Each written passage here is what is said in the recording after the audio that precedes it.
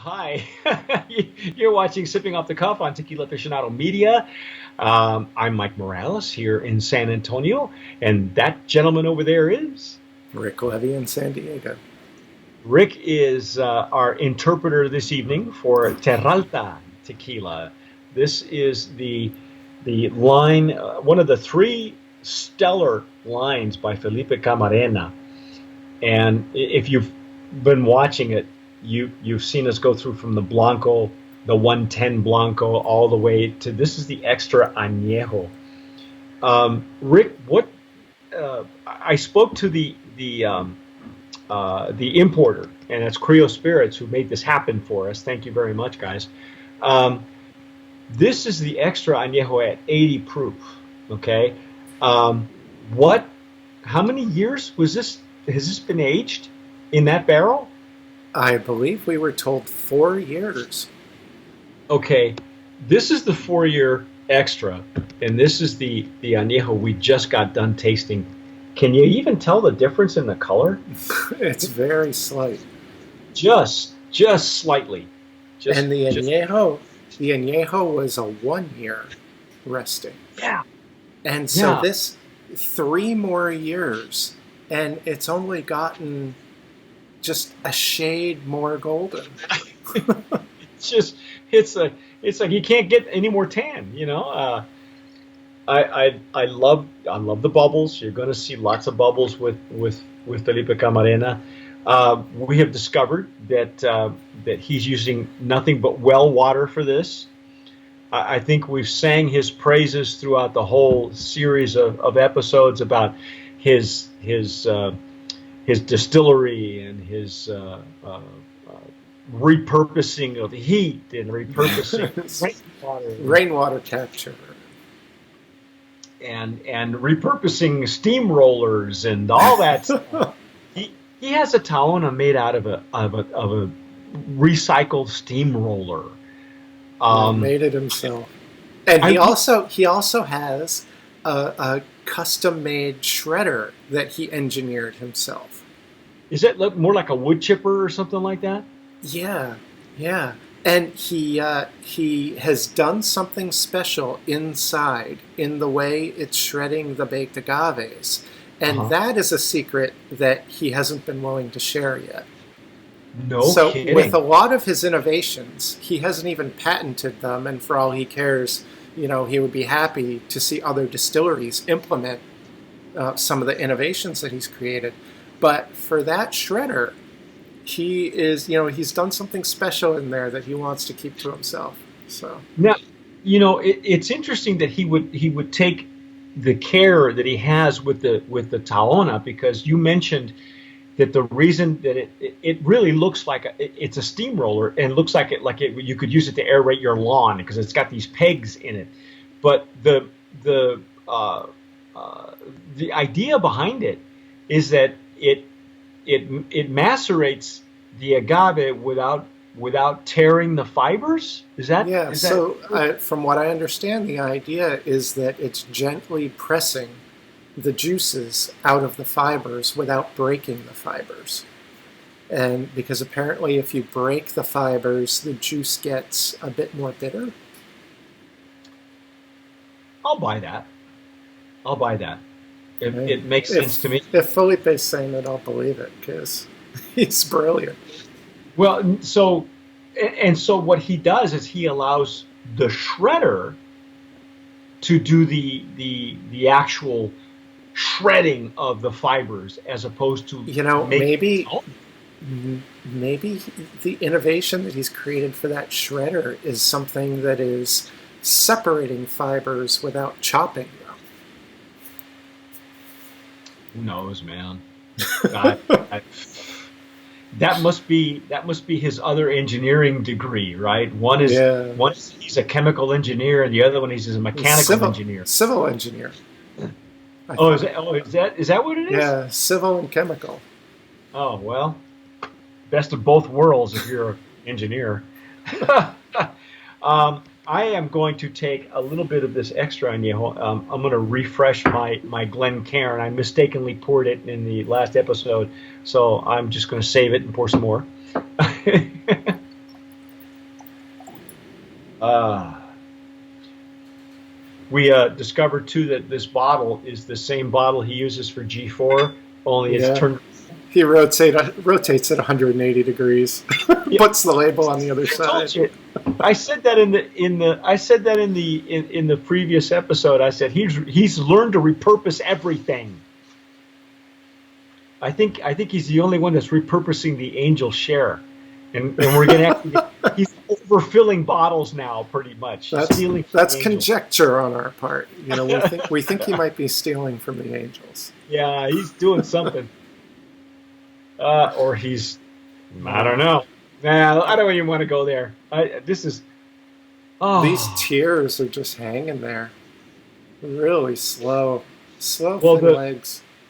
the añejo really had that clinginess, the Mm. and he doesn't rectify, doesn't use any additives, no colorings. He uses an ancient, very very old barrels. Um, the article Have you ever had an extra añejo with this huge agave nose? no no throughout all the expressions, the one thing that stays consistent and constant is the agave notes that you get in the Blanco. They're not lost in the 110 to the Blanco to the Repo to the Añejo and now to the Extra Añejo. They are still there. When Rick and I get This tequila has been in wood for 4 years, and there is more agave on the nose than you'll find in a lot of reposados. exactly, I agree.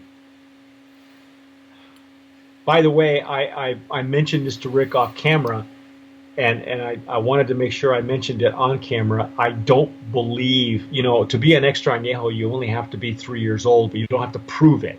It doesn't even have to have the age on it anymore on the label.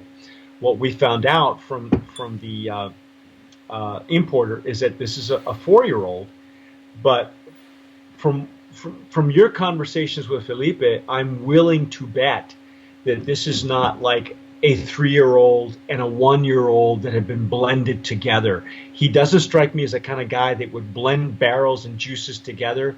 This is probably a straight 4 years in the same freaking barrel, and when he's ready, he just pulls it right out and says, "That's it, we're done." Yeah, if anything, he might be using uh, barrels that have been depleted to different points and then blending them before bottling. But I would imagine the tequila has been in those barrels for 4 years. Yeah, uh, I wouldn't even say that. I think this is one barrel, one batch, Yeah. or something like that. I don't think that he's blending juice and then bottling. I don't believe that. I could be wrong, but it just doesn't strike me as the kind of guy. He's just going to stick it in the same approximate age barrels, and then when he's ready, he just pulls it right out. And because the consistency is there. The only consistency he cares about, Rick, is the agave. Is the agave. Yeah. I think we mentioned that in the repo or something that we were talking about. Where some master distillers, the barrel management is the most complex part of the process, and yet with Felipe, it sounds like it's the least important part of the thought. It's like, well, everybody else is making an extra, and I guess I got to do it. And the challenge for him is, how do I do it and not lose my agave flavor profile, my agave forward profile? So with each uh, uh, increasing age of the expressions, the reposado is just a very light barrel layer. It became more pronounced in the añejo, and at least with the nose so far, it's again a bit more pronounced in the XA. Right. But even so, like you said, there are reposados that don't have this kind of agave, Yeah. nose. I would say, the agave is still well over 50% of the nose. Oh yeah, yeah. The wood is just there to add just a little bit more complexity. I think in the age of of this juice is so that it captures a little bit more complexity than the expression before it. Yeah. And so from the barrel, like what notes are you getting from the barrel? I think I might be getting just a touch of smokiness from the toast. It's interesting. It's so, the agave is fruity forward to me. That's what I've captured in the blanco, and I'm still getting it in the reposado. It was very reminiscent for me of a mezcal, an aged mezcal. So what I'm getting, I'm still getting agave notes. I'm getting, still some Yeah. honey from the barrel, a little bit of caramel, maybe some of the toasted almond, something like And that. I think I'm only picking up on that toast because all of the other barrel notes are so subtle that you can pull out things like the toast that would normally be just overridden by the agave and the caramel and the butter and the vanilla. You know what's funny, Rick, is that in the past we pull out wood notes. You'll hear us talking about, well, there's nutmeg or there's baking spice or there's cinnamon or there's whatever. And here I'm struggling to pull out anything from the barrel, and yet I'm getting all this agave notes. You know, Yeah, in the past it's been the reverse. We're trying to get a it's semblance of an agave note, and we get everything but sometimes. yeah. We've had XAs that frankly, they just taste like barrel water Yeah, because the but agave was lost so long ago. yeah, you get dried fruit. You get some beautiful expressions in if they're done right. Um, but this one is just still full of agave. I think you can still pull out the citrus and Yeah, the wow, wow.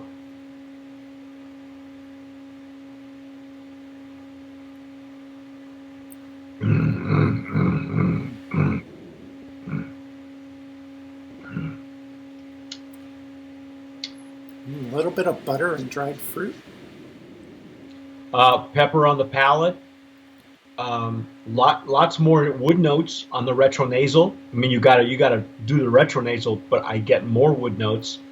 But on the palate, you get that explosion of the white pepper, and yet the finish is still kind of short. It's not a long, lingering finish. At least not for me, anyway. But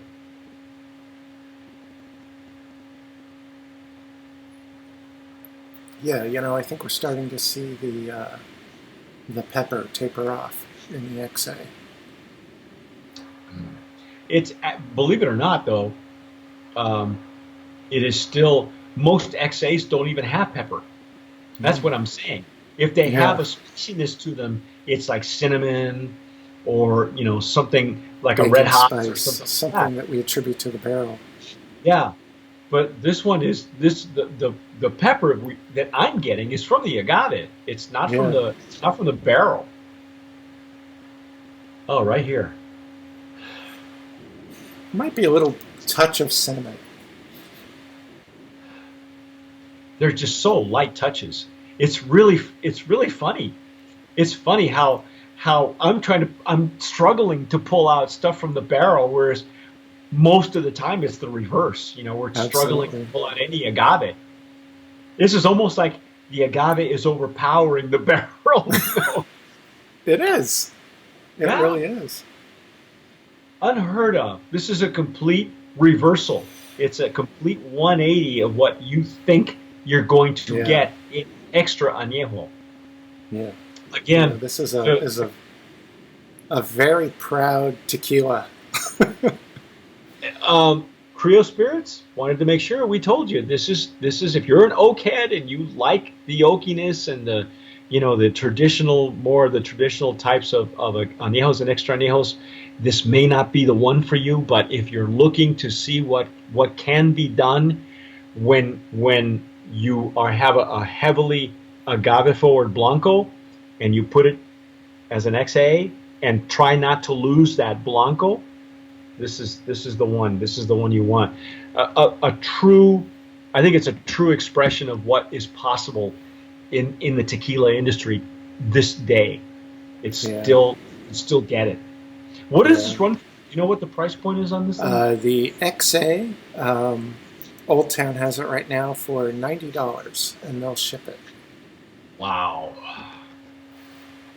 Um, This I would. almost seems like, for any other line, if it wasn't Felipe, I might think, maybe what's happening here is maybe this is a Blanco with a little bit of XA thrown in, Oh, okay, because like it's a still, Holden something or yeah, it's still like so big with the agave. this is a big tequila. Don't mistake it. It's a big tequila, but not in an oak fashioned way. I like that oak fashioned way. You Yeah, see what I did? Oak fashioned. I saw that. I saw that. Wow. It's I it's I it's warm and buttery on the palate, which is really nice too. Yeah. There's less of the peppery explosion that you get in the reposado or in the blanco. And so the older the iteration, like you said, the less the explosion of pepper, but it's still there. It's still all palate action. Yeah. Wow. I, I'm I'm flabbergasted. We're not worthy. We're not worthy. This is this is worth every penny.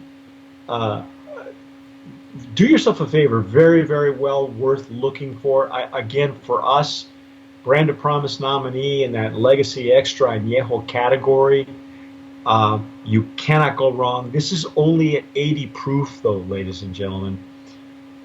Stick with us because we're about to go into our next episode, the final episode, and they're gonna pull out all the stops. This is the extra añejo barrel strength. Oh my God! Have you ever heard of such a thing? A I 110 4-year XA. I I I tell you what, I haven't. That's the only one I haven't opened yet. So you and I are just Stay tuned. stay tuned, man. I'm telling you, that's our take on Terralta Extra Añejo 80 proof. I'm Mike Morales here in San Antonio. That gentleman over there is. Rick Levy in San Diego. Uh, Whatever you do, folks, subscribe. If you're watching us on YouTube, hit the red button. If you're listening to us on Blog Talk Radio or iTunes, go ahead, subscribe. You won't miss anything. But whatever you do, tomar sabiamente. Sip wisely.